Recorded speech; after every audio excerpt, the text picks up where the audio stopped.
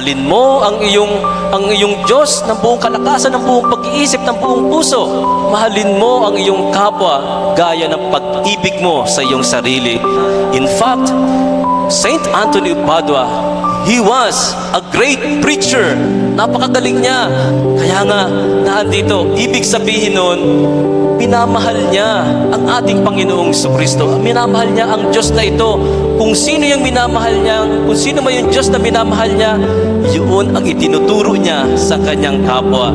Gusto niyang maramdaman ng lumalapit sa kanya na ang Diyos ay maawain, ang Diyos ay mapagmahal.